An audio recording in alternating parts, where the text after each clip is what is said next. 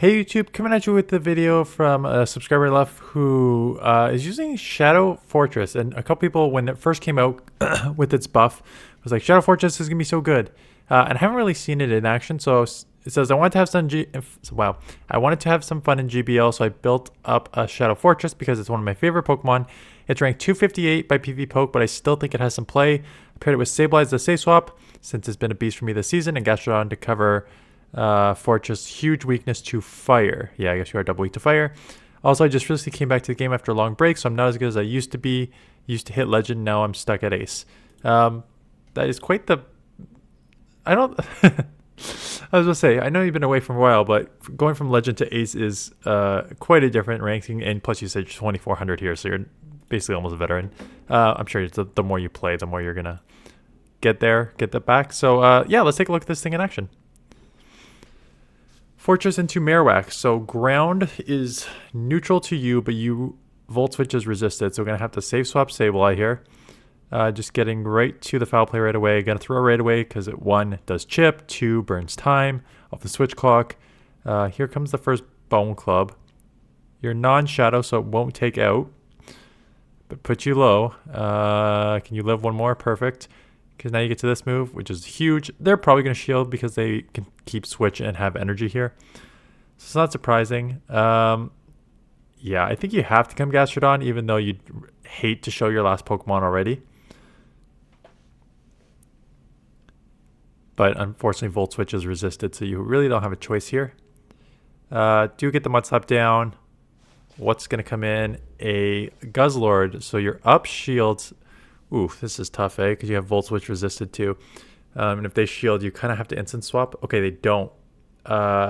Which is actually big for you. Again, I don't love getting farmed down. I always like to save 1 if I can. Shadow Drapion. I'm assuming you're going to shield this Crunch to get off the Rock Tomb. Or actually Sand Tomb, super effective. Just taking the Aqua Tail. Going to have to shield up 1 here. Taking the Aqua Tail. Did quite a lot of damage.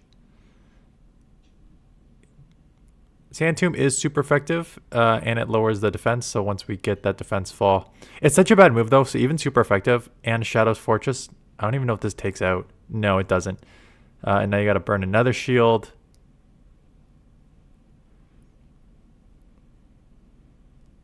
And now you get taken. Unless it's like a brutal swing, maybe you live that. But Crunch will take you out. Yeah, I don't think Sand Tomb is the move. I like Rock Tomb. Sand Tomb's just such a bad move. And maybe I have to check this Pokemon out that it may not have any other bait moves. And having like 16 as your first move is not amazing. Especially, but then 12 the next times around are not bad. Let me just look it up. I just don't think that Rock Tomb it's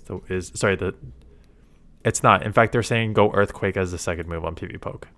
Even though it's 20 energy, but at least it's a nuke. Because Sand Tomb is just such a bad move, as you saw right there.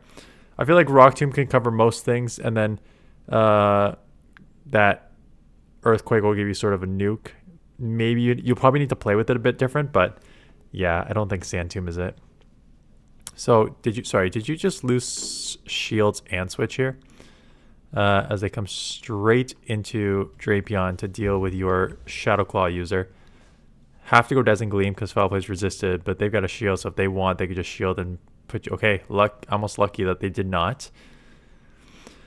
Gastrodon's going to have to sweep. Didn't we also just see Carbink on the front, so I assume they're going to have an answer for Gastrodon in the back here, or they do not know how to team build one-on-one here. Not even the best answer. Unless I screwed up the try to catch, but... yeah, pretty behind on energy and shields and Pokemon. Not great. And they're going to get the Dragon Tail through every time because it's 3-turn move versus 3-turn move. So they shield. They're going to get to another move here. They can easily shield and just get to another move.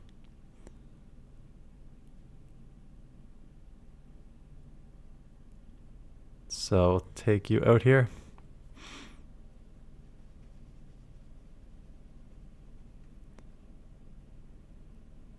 More Pekko. Volt Switch resisted. So what? Oh, geez, what do you do though? You almost have to stay in. Yeah, because you can't come Sableye because that would be a brutal matchup. You can't come Gastrodon because they probably have an answer for Gastrodon. So shielding up the first ore wheel. Just getting to a sand tomb. That will lower their defense, but they are boosted now, so they are... At least they'll change form back to... And getting the second one off. You've already lowered their defense, so maybe they double shield even though sand tomb's such a bad move. No, they don't, because it's just such a bad move. But you know what? Considering how bad this could have been, grabbing a shield and then having this in its electric form is not the worst. +1 slap takes it down, but I imagine they have an answer for Gastrodon. And there is your Talonflame as a pretty good answer to Gastrodon. Not the best because Incinerate is resisted, but so is the Mud Slap and Earth Power, so non-stop Body Slam is just worse. Going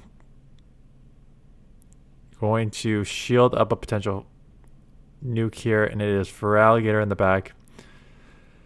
Okay, so, I mean, I like 2 of these 3 Pokemon on your team. Just do not think that Fortress really has any play. And there's a reason that we'll watch a few more battles and then we'll actually talk about PvPoke rankings. And not only does it like set the meta, but it does a pretty good job of understanding the meta. Okay. Feraligatr, hey, super effective Volt Switch, here we go. Now Hydros are still going to hurt. It's a non-shadow Feraligatr, so you probably live, but not wanting to test that theory. And out comes a Talonflame. So double weak to electric and a rock move here. So this is a fantastic. Gonna come Sableye. I honestly don't. Oh, I was going to say, I don't know if you even get out. Yes, you do. You're double weak to fire. Of course you get out. So taking the flame charge 2 and throw. So this will not quite take out. Can we farm down here? We're going to have to throw because if we did not get that claw to register, they would have gotten to a move. Actually, that claw wouldn't even have taken out. But now Feraligatr comes in and just farms. You can't take it on Fortress, but they instant swap into Clawed Sire. And now just hitting them with the Gastrodon. Obviously, you want to save the shield for the Hydro, but Earthquakes will chip. Yeah, I was about to say, you got to at least fake your Earth Power if you're going to bait, but going straight Earth Power. They let it go, never bait. At this point, can you... Your Fortress is... Oh, it's just a Sludge Bomb. I was going to say, it's pretty low, but it's actually not that low. But you need to like instant swap because this thing is just going to farm and try and come out with 2 Hydros to take you out. And you're at the move. Who wins CMP here? They do. So to say, this is going to be a CMP, which you end up losing. So there's the second Hydro. And now get clawed down. Yeah. Unfortunate. Okay, so you're Bug and a Steel, which is fantastic against a Grass because that is double resisted. They do have Aerial Ace, which is neutral because you're half Bug. Now your Volt Switch is resisted, so it's kind of a weird matchup. Just going to go for the Rock Tomb. We'll chip. We'll get it to the yellow. They do reset. They're just going to pace you. Honestly, throwing this move, because I wouldn't, for most people probably do not know the move counts on this. And it's a Shadow Feraligatr, you're a Shadow, and they do shield. And that's just a pretty good lesson when you're using Pokemon that aren't meta. Like pretty much, not everyone, but a lot of people know the main move counts on the main meta. But Pokemon like outside of the top 100 that are not used often, not only do you probably not know the moves, you probably don't know the counts of the moves. So just like throwing anything and forcing that shield, Shadow on Shadow there, they were definitely scared to take that. But at this point, we're just going to 2-shield Sableye for the win here. Can we get to a Rock Tomb? We cannot. I don't think it's worth the shield. I think you should. Okay. Gonna get off the Rock Tomb. The only problem is you now just make this a 1v1 shield scenario. Okay, they catch. You're going to resist the poison, so lowering their attack and resisting the poison is not the worst combo, but I don't... So here's my thought process on that play. It's so low that the only thing you're saving it for is to get that move off and take out the Superior. But the Superior is pretty low too. So I don't know why you just don't 2v1 shield Sableye versus the rest of this team. Especially when yeah, like what's the benefit of taking out a super low superior there? Because then it's just a 1v1 shield backline and you don't know what they have. Nice there. Making successfully getting your only win con there, which is a catch. But again, this should not have been a catch to win scenario. This should have been a 2v1 shield sableye sweep scenario. Like if they have a fair, you're screwed anyways. Your fortress doesn't have enough health to help you anyways. So yeah, that was way closer than it needed to be. Steelix, brutal. Instant out into sableye. Okay. Well, I guess you have Sand Tomb, but, you know, double resisted on the electric here. And they have Thunder Fang, so they are neutral versus you, but Sand Tomb is super effective. They may think you have Earthquake. Okay, yeah, I guess there's the argument that people may think you have Earthquake or don't know the moves, and like, why are you staying in with a move that's that unless you have an answer? So, okay. Grab one shield. Sableye here against a jump off. Can we get another move off? Yeah, that's fine. As long as we get 2 moves off. Fortress back in because we do not want our gastrodon to see this. They're farming a bunch, so they'll just probably aerial ace you out here and then have some energy for Fortress. Now, if you assume energy ball aerial ace, at best they're going to do an aerial ace, but they do not even throw. So I'd be surprised if they use their second shield on jump fluff. Yeah, so not just an instant swap. Hope they don't have a second answer. They have a second answer. You have no option but to double shield everything here. It's not the scenario you want to be in, but I don't think you have a choice.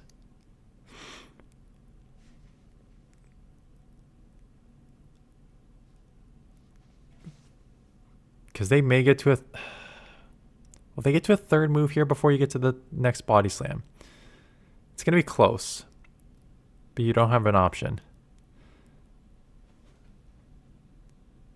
And they try to catch, which is crazy. Unless they couldn't outpace, but trying to catch a body slam, just allowing you to take that out. Yes, they may take you out here. 1 HP left. Let's hope they don't have back-to-back moves here. That's your only lose con. And getting the Volt Switch down for the win. I'm surprised by that catch. I thought they'd just be able to maybe outpace there. Okay, Morpeko. I think we've seen this. Let's play out this matchup. There's a few more matchups, but I want to just talk about PvP Poke rankings and the, like, how they inform the meta and the strengths and weaknesses of using. So So first of all,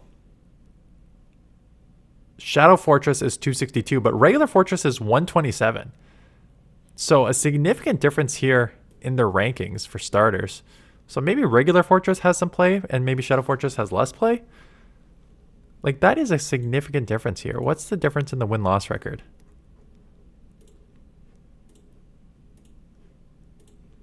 Regular Fortress has a 28-18 record. Whereas, this has 27-19, but the average is significantly worse. 500 on the non-shadow and 486 on the shadow. So, just overall better than non-shadow. Okay. I know there's a few more minutes battles, but you get it. Plus, I'm pretty sure I have showcased your team in the last couple weeks anyways. Okay.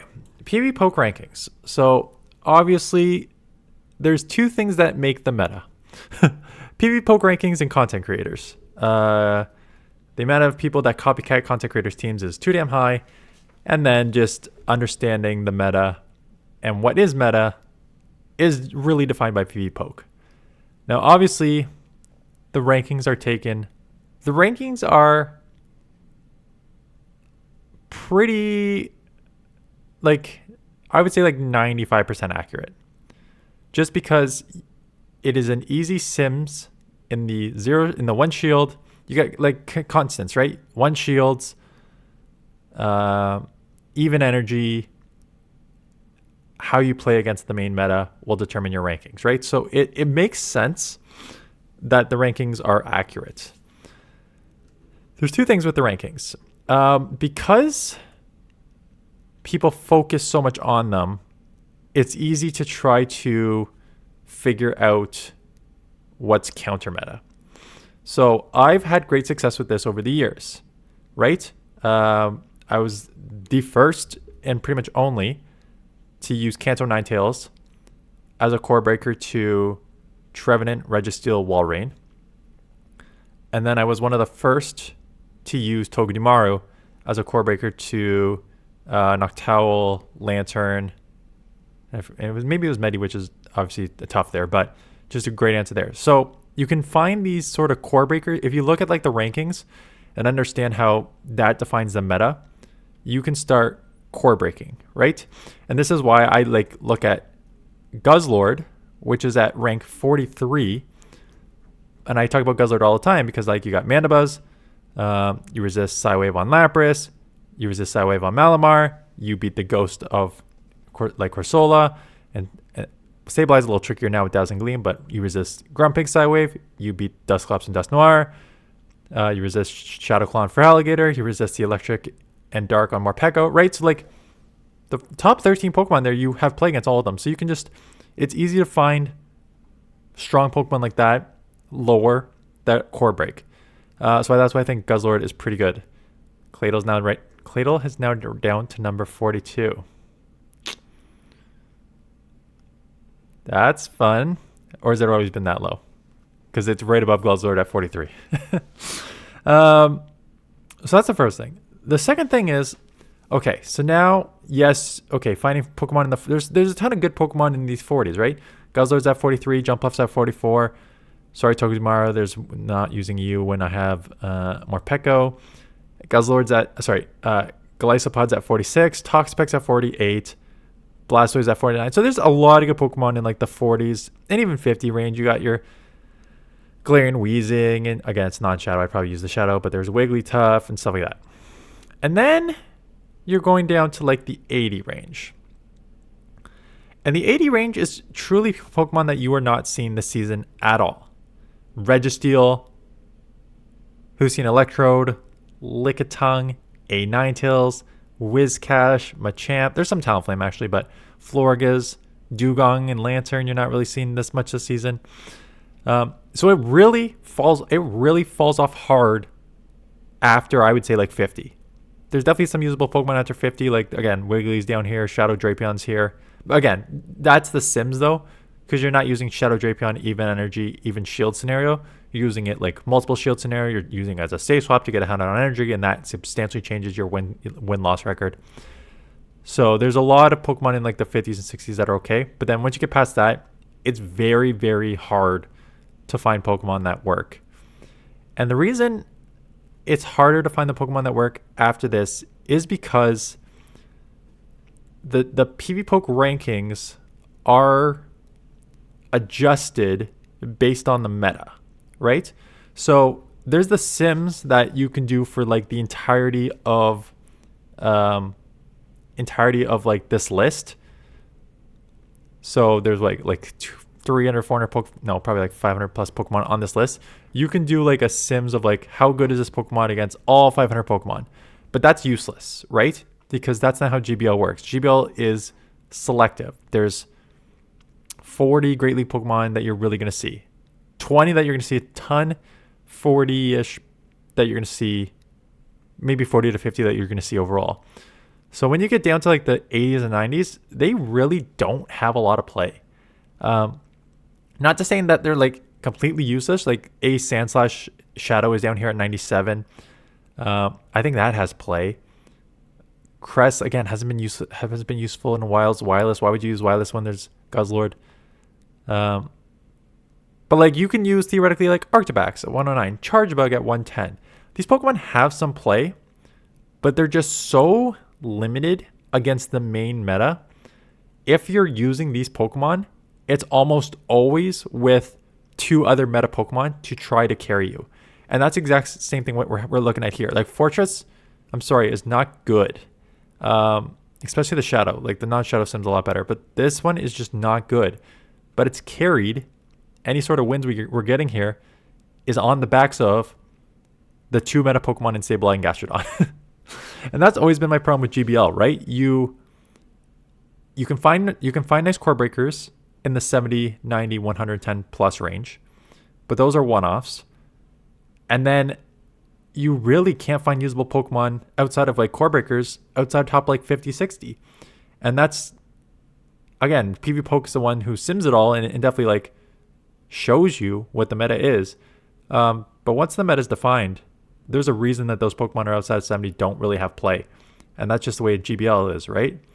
Typings, movesets, stat product. You got 3 things to make you good. And if you don't have those 3 or those 3 aren't good against the main meta at the time, you're just unusable for 3 months. And I really do not like that about GBL. I wish, and don't get me wrong, like I understand that you're in the main series games, it's not like every Pokemon is a strong Pokemon to battle with. And I'm not saying like I would love to use a Butterfree. I think that'd be hilarious. But like I'm not saying like, why isn't Butterfree like meta? I just want like more usable Pokemon. So you don't get this situation. So you don't get 40 Pokemon as the main meta with a couple potential core breakers outside the top 50, and that's it. And then we play that for 3 months, get bored of it. They make a few changes. Some rise, some fall. All your Dunsparce and Licky Lickies and stuff fell because rollout nerf. All the ghosts and stuff got buffed up, so now we're using all those. And then we get bored a couple weeks in when the main meta sets out. So I just wish they changed it so it wasn't just those 3 things that determined how good Pokemon is, because it just automatically limits the meta very quickly. That's just my thoughts on that stuff. Anyways, thanks for this mission. Again, I haven't seen many. I think you guys are getting bored too of GBL or this channel. Usually my inbox submission, link in the description if you want to submit some battles. Usually my box has 25 submissions and I have to delete and stuff like that. I've got 6 right now. No Match League Premier yet. A couple, 1 Ultra League, 1 Old School Match League, which will show in a couple weeks, and a couple Great Leagues. So the submissions have gone down, which is fine. My videos are going to go down. I'm only posting 1 on the weekend, 1 on Saturday, 1 on Sunday from now on, just to try to avoid some of the burnout. Yeah. So anyways, those are my thoughts. Thanks for this mission. Thanks for watching, and I'll see you guys in the next one.